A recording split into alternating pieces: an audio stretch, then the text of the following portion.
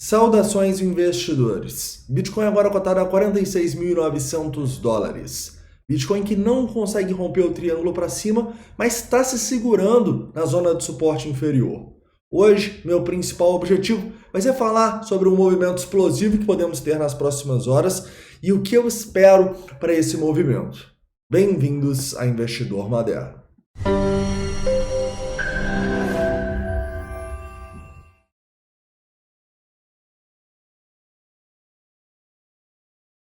Investidores, antes de começar eu gostaria de deixar um recado para vocês. As análises que eu faço são os gráficos da Binance Futures, tá? Se você ainda não conhece a maior exchange do mundo, eu fortemente recomendo que você crie sua conta usando os dois primeiros links na descrição. No primeiro link, você vai ter 20% de desconto em todos os seus trades no spot. E no segundo, 10% de desconto nos futuros. Se vai operar os futuros, veja os vídeos das playlists aqui do canal, porque são vídeos importantes para você aprender o que você está fazendo antes de começar a operar alavancado nos futuros, beleza? Na verdade, antes de qualquer compra ou venda, você tem que estudar muito, lembre-se disso. Tem muito conteúdo gratuito aqui no canal e nos próximos meses vamos ter novas turmas aí dos projetos, beleza? Mas vamos lá. Vamos começar aqui, investidores, falando um pouco hoje do diário, tá? Eu quero explicar para vocês por que a gente pode ter um movimento explosivo nas próximas horas. Depois vamos abaixar os tempos gráficos, falar de análise de sentimento, onde as instituições estão tentando segurar o preço, S&P 500, dominância, entre outros, beleza? Então vamos lá. Vamos começar no diário. Investidores, no diário eu vejo que a gente está numa zona assim de decisão do preço, que é uma zona que pode levar a gente a terminar essa nossa correção aqui, ou realmente ter uma queda bem mais significativa, né? Repara que a gente está num ponto aqui de onde muitas pessoas compraram e venderam, né, nos últimos meses. Estou pegando aqui desde agosto, desde o rompimento, quando a gente estava lá nos $30 mil e começou a romper para cima de novo. Se a gente rompe aqui para baixo, a gente pode ter quedas bem feias para olhar para o nosso primeiro suporte nos $40 mil, tá bom?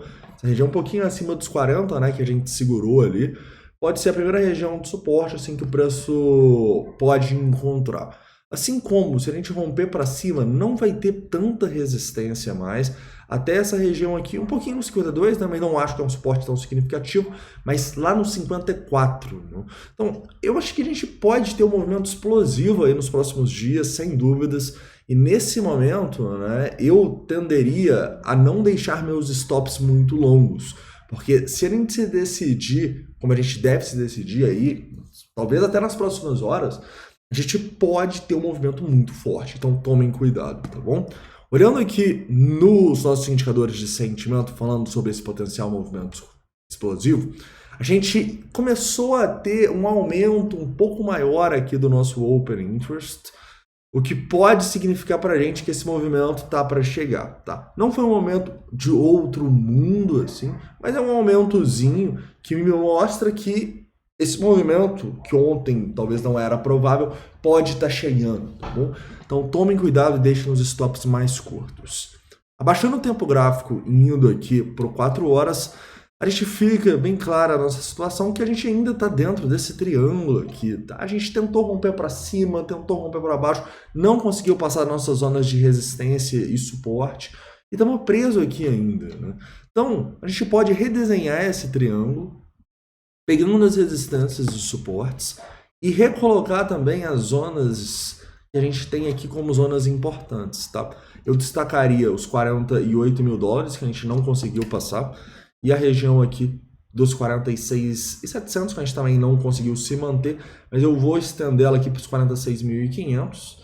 Eu acho que é um pouco mais conservador, já que a gente conseguiu ir lá próximo desses 46.500 por poucos minutos, né? Mas a gente conseguiu ir lá. Então, essa é a decisão de curto prazo aqui. Uma decisão pode fazer a gente ter esse movimento volátil aí, tá? Então, realmente ficaria de olho aqui nesse curto prazo. Se a gente abaixar aqui no 15 minutos, a gente pode ver que o preço não conseguiu se manter acima lá da região dos $48 mil, né? Foi rejeitado aqui. Na verdade, a gente não consegue se manter muito acima nem dos 47.500. Né? Então, eu acredito que é uma região importante aqui também. É uma região onde tem bastante gente presa. De novo, teve muito volume aqui nesse rompimento. essa tentativa de rompimento para cima, então tem muita gente presa aqui, tá? Acho que é uma região importante do preço voltar e se manter aqui em cima. Assim como a gente começar a perder esse fundo aqui nosso dos 46.800 seria muito ruim. Repara que a gente não consegue fechar abaixo desses 46.800 já há alguns dias. Então, ter um fechamento abaixo dessa região seria terrível para o preço e ditaria para a gente uma boa probabilidade da gente ir fazer esse rompimento para baixo, tá bom? Então, é realmente uma região decisiva agora, os próximos minutos aí, e me parece que está cheirando um rompimento para baixo, né, por alguns fatores. Vamos lá. Primeiramente, a gente está num triângulo de continuação da baixa, né? A gente veio de uma tendência de baixa lá desde a nossa tentativa de rompimento para cima e a gente continua aqui consolidando esse triângulo que é um triângulo de continuação da baixa na minha visão. Os maiores volumes desse triângulo estão localizados acima, tá? Então a gente teve um volume muito grande aqui no dia 31 de dezembro às 5 da manhã. A gente também teve um volume significativo aqui nessas duas tentativas de rompimento dos 48 mil dólares. E nos fundos aqui, a gente não tem volumes tão grandes, tá? Tem alguns, mas eles me parecem volumes um pouco mais concentrados aqui no meio do range e não necessariamente no fundão, igual a gente tá vendo aqui esses fundos bem distantes no topo, tá? Então, a gente precisa ficar de olho, né? Parece que esse rompimento aqui vai acontecer para baixo, mas a gente precisa de confirmações. Para mim seria esse rompimento com o volume aqui dos 46.500. Se romper, eu não manteria exposições muito grandes aí no mercado, né? Tanto no Bitcoin quanto nas outras criptos. A gente pode ter simplesmente um movimento de continuação dessa nossa tendência de baixa, tá bom? Continuando e falando um pouco mais sobre o S&P 500. S&P 500 que está subindo hoje, tá? A gente está um pouco volátil aqui, principalmente nas últimas horas, mas ele está subindo. Mesmo assim, o Bitcoin não faz nada, né? Isso para mim está muito, muito ruim, porque eventualmente a gente pode ter essa correção do S&P e se a gente tiver, o Bitcoin deve despencar. De novo, eu acho importante a gente explicar, né, por que o Bitcoin, nesse momento, ele está muito mais correlacionado com o S&P quando ele cai do que quando o S&P sobe, né? Eu acho que isso tem muito a ver com uma correlação à aversão ao risco global nesse momento, né? Tá todo mundo muito preocupado sobre quando a gente pode começar uma correção forte. E essa preocupação agora parece estar mais visível nos mercados do que realmente aquele oba-oba, não, vamos para a lua, vamos continuar subindo, tá? Então, eu acho que até mesmo as pessoas no S&P 500, mesmo a gente rompendo máximas aí constantemente nos últimos dias, elas estão um pouco mais céticas e elas estão entendendo que essa festa não vai durar para sempre, tá bom? Então eu tô vendo um pouco mais de até racionalidade no mercado, antes de ceticismo, porque realmente o que está acontecendo aqui no S&P é uma coisa sem precedentes e é uma coisa que uma hora ou outra, né, essa festa pode terminar. Então eu tô vendo muito mais das pessoas avessas ao risco do que propensas ao risco, tá? E eu acho que por isso a gente está vendo o Bitcoin não conseguir romper para cima. Mesmo assim, a gente vê algo conflitante quando a gente olha a dominância, porque a dominância continua caindo, tá? Nesse momento a gente caiu aqui dos 40% que a gente estava ontem, está em 39,64%. Ou seja, mesmo o Bitcoin não conseguindo subir, as pessoas estão indo para as altcoins, as pessoas estão acreditando nas altcoins. Então, realmente, a situação não me parece legal, tá? A situação me parece, assim, que o Bitcoin está esperando o S&P 500 empurrar para baixo para a gente ir. Então, vamos ficar de olho. Essa dominância que, como vocês sabem, para mim, me denota bastante risco. E o pior disso é que a gente nem está conseguindo achar muitas oportunidades nas altcoins hoje, porque o Bitcoin, muito poucas romperam para cima, né? Como o Bitcoin não conseguiu romper, poucas conseguiram, apesar de que uma ou outra aí está demonstrando força, né? Como a gente pode até ver aqui nas porcentagens. Porém, muito claramente, a gente está vendo um mercado que não quer o Bitcoin e está indo para as altas. Então isso para mim é um sinal de risco que também me deixa um pé atrás. Outro ponto importante que a gente pode destacar é a nossa análise de sentimento. Na nossa análise de sentimento a gente tem alguns fatores importantes, tá? Primeiramente, o nosso long short ratio continua consolidando, assim como o CVD, tá? Então não vou tirar grandes conclusões aqui desse long short ratio, além da básica que ele em 3.3 é um fator de risco muito maior do que realmente a gente está num bom ponto para o Bitcoin romper para cima, né? Acho que a gente não está conseguindo romper para cima, talvez porque o nosso long short ratio sempre ficou bem acima de 2 em toda essa nossa consolidação. Então a maior probabilidade é que a gente acabe rompendo para baixo, tá? Outro ponto importante é que o nosso CVD ele continua aqui, olha só, numa tendência de alta, né? Então as sardinhas continuam comprando, mesmo com preço em consolidação. Tranquilo?